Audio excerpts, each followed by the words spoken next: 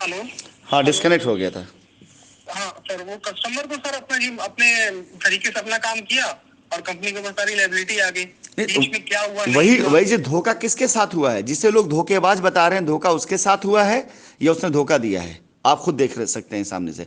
मैंने अगर नहीं देना होता, मेरी नीयत देने की नहीं होती, तो आपको या किसी और को कम से कम एटलीस्ट रजिस्ट्री तो करके मैंने दिया है ना कानपुर को। उसके अंदर आपके पास तो एक राइट है कि आप जा करके सीधा लीगल तरीके से तहसील में जाएं, वहां पर पक्की पैमाइश की एप्लीकेशन डाल दें, वहां से आकर के लेखपाल पैमाइश करेगा, कब्जा उतना आपको मिल जाएगा, इसकी तो गारंटी हो चुकी है। हमने इसकी भी लड़ाई नहीं लड़ी आपकी पीआईएल पर, आपके उसके ऊपर। हम तो कोर्ट के अंदर ये सीधा सीधा डाल सकते हैं कि भाई हमने रजिस्ट्री कर दी, बचता क्या है? वहां पे अवैध लोगों ने कब्जा जमा रखा है, कोर्ट की तरफ से कोई एक नियुक्त कर दिया नियोक्ता जो जाकर वहां पर जमीन कब्जा दिला दे।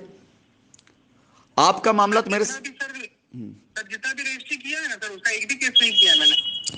अरे मैं एक बात बोल रहा हूं, जिसका आप रोना रो रहे हैं नहीं, आप। हम समझ गए सर, एग्जाम्पल आपने आपने दिया नहीं मैं रोए, समझ गया। आपने नहीं किया, हम तो कर सकते हैं ना कि भाई हमने इतनी रजिस्ट्री कर दी, आपका तो ऐसे ही मामला अपने आप बम बम हो जाएगा कि जिन्होंने रजिस्ट्री करा रखी है वो सीधा जा करके तहसीलों में जहां पे भी उनका वो है, जा करके वहां पर एप्लीकेशन देते, पक्की पैमाइश के लिए डाल दें, 1000-1500 रुपए खर्चा होगा, उनका प्लॉट उनका कब्जा मिल जाएगा, खत्म बात। कस्टमर नहीं करेगा, हम करेंगे इस काम को। ये तो मसला ही नहीं हमारे लिए। तो जो सर एक आप। छोटी सी बात पूछूं क्या हाँ, पूछिए। सर? आप तो सर धनवान हैं सर। 5 कट्ठा 10 कट्ठा पटना में, बिहार में और कोई भी जगह ऐसा छोटा मोटा प्लॉट नहीं है सर आपके पास? एक सवाल करूं क्या? कुछ बर्निंग कस्टमर के लिए सर बोल रहा मैं हूँ। एक सवाल करूं आपसे। मैं भी पूछूं एक जी सवाल? सर। आपने कोई अवतार लिया है या आप कोई विशेष मानव पुरुष हैं आपकी, मैं सिर्फ आपको देखूं, बाकी लोग जो वहां पटना में, राजगीर में या कहीं और, वो क्या बेचारे बेवकूफ़ हैं? मैं नहीं सर। करूंगा सबके लिए करूंगा, मैं चुपके से किसी के लिए नहीं करूंगा। मैं फिर से सवाल करता हूं ना कि बचा ही क्या मेरे पास अब? ये बर्निंग कस्टमर आपका है, आपको परेशान कर रहा है, कंपनी को भी कर रहा है, इसमें दो राय नहीं है। ये प्रेशर आपके ऊपर है। आप इन 4-5 कस्टमर को छोड़कर, किनारे करके, एक बार उनसे बात कर, मेरी बात कराकर, जो 70-80 कस्टमर उनकी तो लाइबिलिटी, उनका तो खत्म कराओ केस पहले। मैं 5 कस्टमर नहीं, आपको 25 कस्टमर सेटलमेंट दे दूंगा। मैं सर 5 वो छोड़ी। सारा सेटलमेंट के लिए एग्री है सर। वो बोलता है अब मैं पैसा कहाँ से दूंगा, आपने उस लायक छोड़ा ही नहीं मुझे। तो आप उनको बोलो कि कम से कम किसी का एप्लीकेशन। 10 लाख है सर, किसी का 20 लाख प्रिंसिपल है, किसी का 50 लाख प्रिंसिपल है। हम उसके अब उसके उसके रास्ते पे भी जा सकेंगे, लेकिन कम से कम सामने वाला बंदा, अगर हम बात बाकियों से जो केस में नहीं, उनसे बात कर रहा हूं मैं इसके बारे में भी, हम उससे बात कर सकेंगे। आप लोग, आप सक्षम हैं, परवीन सक्षम है, 2-4 लोग और सक्षम है, ऐसी ज़मीनें हम दे सकते हैं कि भाई ठीक है, आप अपने कस्टमर से मत लीजिए, हम आपके नाम पे ज़मीन कर सकते हैं कि ज़मीन हमने आपको कर दी, जाइए इस ज़मीन के ऊपर अपना जो है काम करिए, कुछ फ्रेश कस्टमर लाइए, जो दे सकता है उसको कराइए, 2-4-6 महीने का समय ले लीजिए। यहाँ पर उनको बोले भाई ठीक है, हम किसी और बेच का पैसा दे रहे हैं।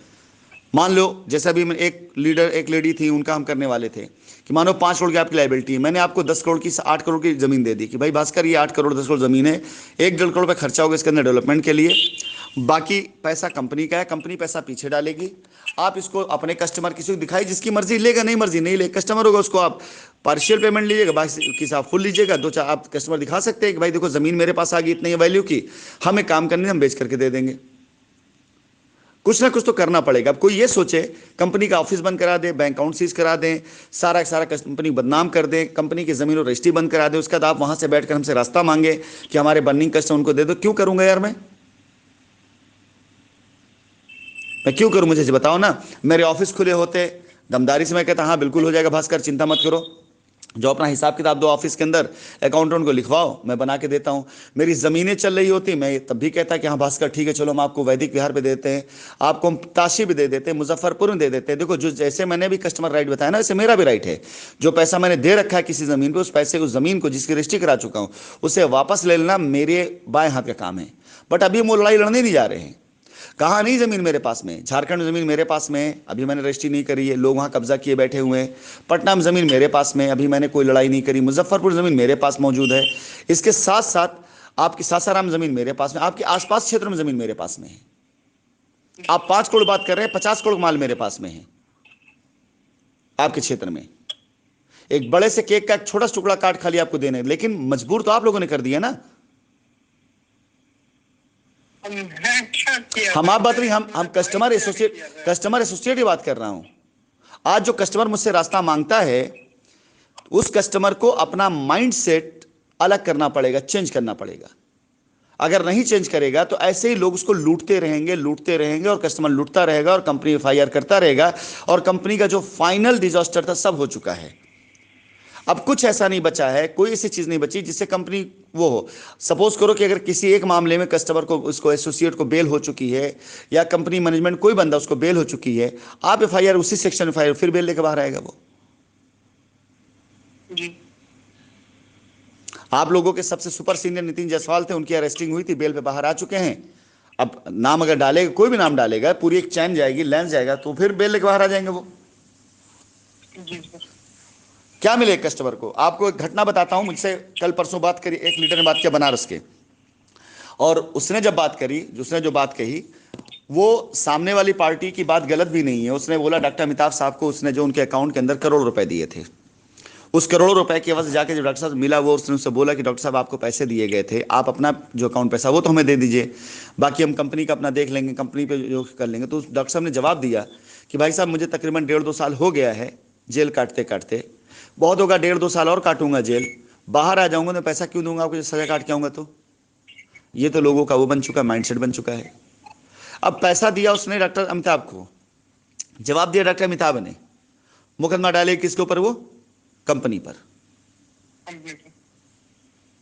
अभी तो जांच का विषय है ना, तो मैं जांच कर रहा हूं ना उसके कायदे से कि भाई जांच, क्योंकि अगर जांच हो जाएगी ना तो मैं क्लियर हो जाऊंगा। मैं एफआईआर कंप्लेन वाला लायबिलिटी उतारते जाऊंगा तो शायद हो सकता है ना क्लियर हूं। और आप क्या ये गारंटी दे सकते हैं पूरी तरह से कि सारा सारा पैसा आप लोगों ने कंपनी अकाउंट में दिया हुआ है?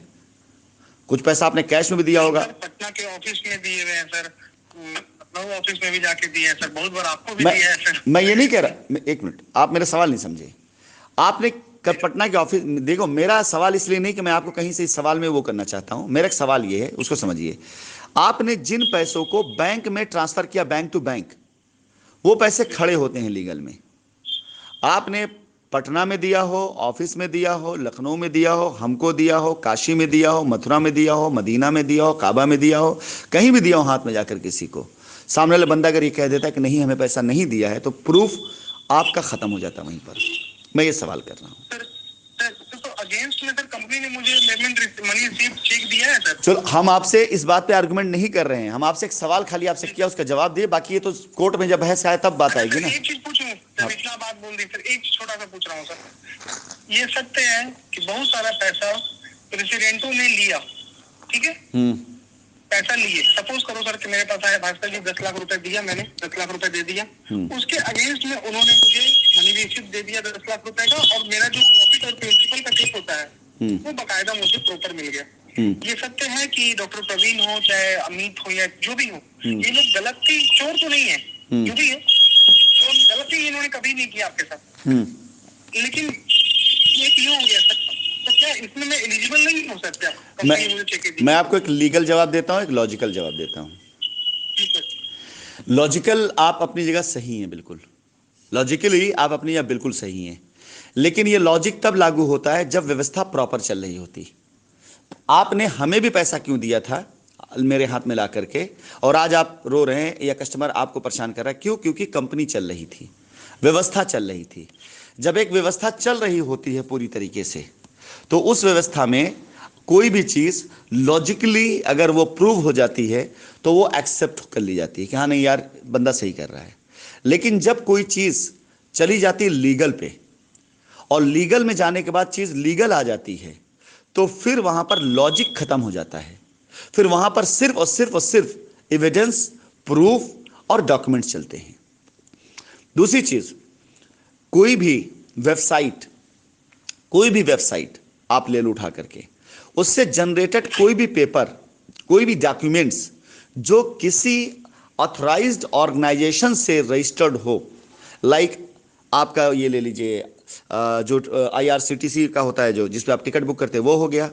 MMT, क्योंकि वो टिकट बेचती है तो आईटा का लाइसेंस के पास होता है, ठीक है। बुक माई शो या ऐसी कोई भी वेबसाइट जो ऑथराइज्ड होती है किसी ऐसी ऑर्गेनाइजेशन से जो कहीं ना कहीं किसी रेगुलेशन के अंडर में आ रही होती है, उस वेबसाइट से जनरेट कोई भी डॉक्यूमेंट्स, कोई पेपर, अगर उसके ऊपर QR कोड है, ठीक है, कि जिसे स्कैन करने के बाद रिकॉर्ड उनके यहां मिल जाए, वो सारे डॉक्यूमेंट्स वो लीगली माने जाते हैं। बट जो लोग इससे ज़्यादा, यानी ऐसे वेबसाइट हिंदुस्तान के अंदर मुश्किल से 5% होंगी। 95% वेबसाइट अनऑर्गेनाइज सेक्टर की हैं। कोई दुकानदार अपनी वेबसाइट बना लिया, किसी ने उसके अंदर हैक होने की बहुत ढेर सारी संभावनाएं होती हैं, जो मल्टीपल टर्मिनल पे खुलती हैं। मैं आपको लीगल बता रहा हूं। जो मल्टीपल टर्मिनल खुलती है, जिसके अंदर मास्टर का कमांड कई लोगों के पास में होता है, जिसके अंदर मैनिपुलेशन का वो रहता है, और जो स्टाफ के जरिए ओपन किया जाता है, जो पेड स्टाफ जरिए, उन वेबसाइट से अगर कोई भी डॉक्यूमेंट जनरेट होता है तो लीगली उन डॉक्यूमेंट्स को क्लेम किया जा सकता है कि अथेंटिक है या नहीं है। समझ गए? तो हमने आपको लॉजिकल और लीगल दोनों, अगर लॉजिकली बात करें तो जब सिस्टम व्यवस्था चल रही होती है, सब कुछ प्रॉपर चल रहा होता है, तो आप जाकर के वहां, जैसे लॉजिकली आप देखा है, कानपुर आप गए, 900 किलोमीटर आप बता रहे हैं चल कर गए, आप ड्राइव किया, आपने जमीन देखा, आपने मौके पर जमीन देखी, आपने लॉजिकल, आपको लगा कि भाई लॉजिक दिखाई दे रहा, आपने पैसे दे दिए। अब आज अगर आपसे कहा जाए कि बगैर जमीन देखे हुए आपको जो है दिल्ली में जमीन मिल जाएगी, तो आप तो नहीं देंगे ना? बिल्कुल नहीं। तो लॉजिकल और लीगल, जब आप फाइट पर आते तब की मैं बात करता हूं, जब लड़ाई में आते तब मैं बात करता हूं। महाभारत की लड़ाई में दो पक्ष थे, रिश्तेदार थे आपस में। जब वो युद्ध नहीं शुरू हुआ था तो दोनों रिश्तेदार आपस में भाई भाई थे, बहुत रिश्ते थे उनके आपस में, वो रिश्ते निभाए जाते थे। लेकिन जब युद्ध की रेखा खिंच गई तो दोनों आमने सामने जो खड़े थे, दोनों पार्टियां पक्ष विपक्ष हुए थे। जब हम आपके साथ खड़े होंगे कोर्ट में तो हम एक पक्ष और एक विपक्ष होंगे, और जब बात कर रहे होंगे आपस में तो हम एक परिवार के सदस्य होंगे। जब परिवार सदस्य होते हैं तो वहां लीगल नहीं होता, वहां लॉजिक होता है। और जहां पर युद्ध चल रहा होता है वहां पर लॉजिक नहीं, वहां लीगल होता है। और अब तक मैं लड़ा नहीं हूं, अब लड़ने जा रहा हूं। अब तक मैं लॉजिक पे काम किया हूं कि किसी ने कुछ कह दिया, मैं मान लिया, अब मैं लीगल पे जा रहा हूं।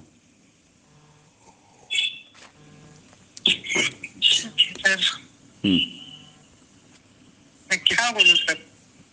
पता नहीं मैं क्या बोलूं सर, मैं बस कुछ समझ में नहीं आता। यहाँ आप हैं सर, यहाँ कस्टमर है, कस्टमर तो 20 घंटा हो गया सर।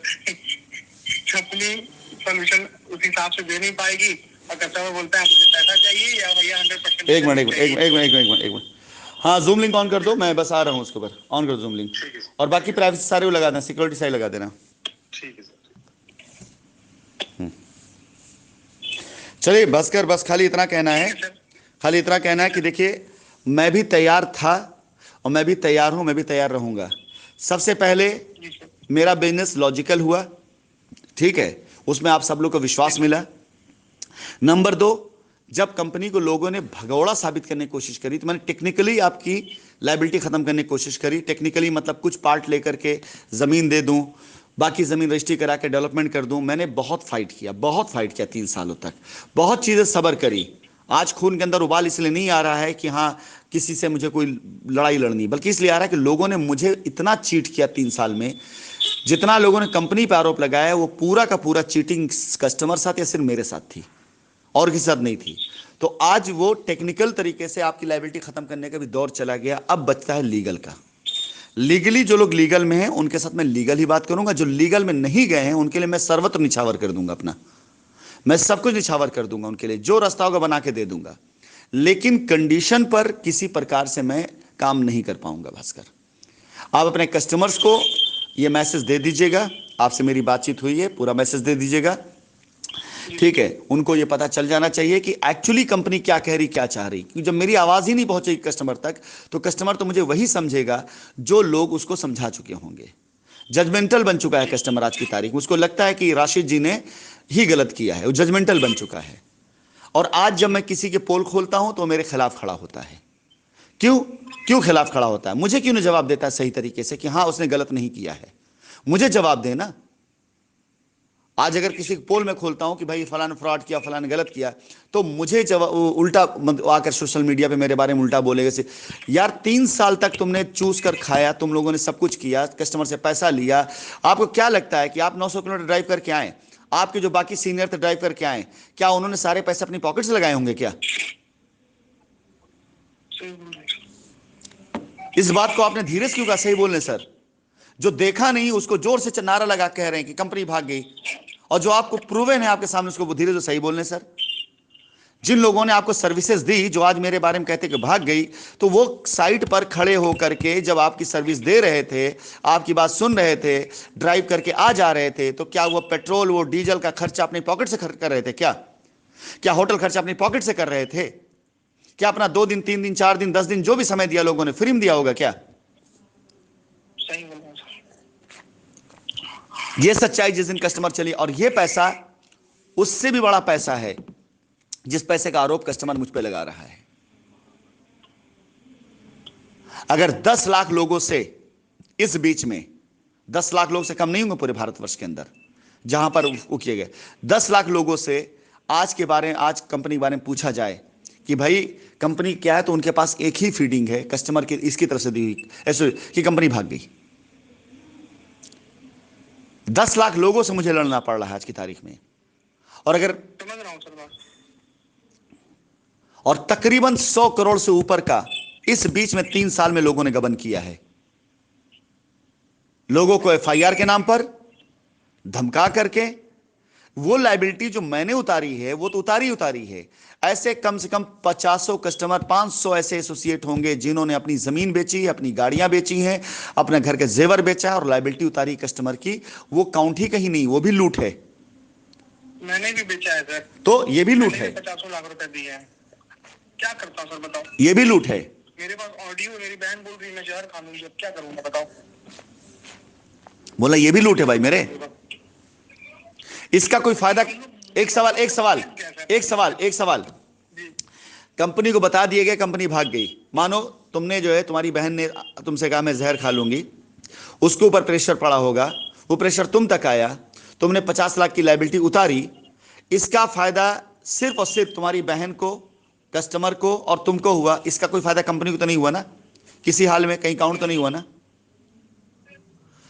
एसोसिएट ने अपने घर बेच दिए, अपनी गाड़ी बेच दी, अपना जेवर बेच दिया, लेकिन कंपनी के नाम पर ही, कि चलो चाहे कंपनी के से गुस्सा होकर, चाहे कंपनी मोहब्बत में। लेकिन इसका कहीं गुणगान हुआ क्या कि भाई फला कंपनी के इतनी लायबिलिटी एसोसिएट ने खत्म कर दी? अगर यही लोग खड़े होकर कह देते कि हमारी कंपनी की इतनी लायबिलिटी मैंने खत्म करी है, हमने इतनी लायबिलिटी खत्म करी है, तो सैकड़ों करोड़ रुपए की लायबिलिटी खत्म होती दिखाई देने के साथ साथ न जाने कितने ऊपर पैसा निकल आता।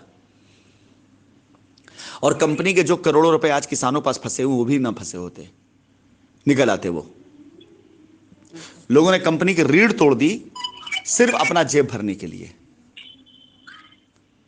आप पर प्रेशर कस्टमर का क्यों आया? क्या आपने भड़काया कस्टमर को? नहीं, उन लोगों ने भड़काया जिन लोगों की दुकानें थी कि कंपनी भाग गई। अब आप मुझे बताइए उनका क्या लाभ था इससे?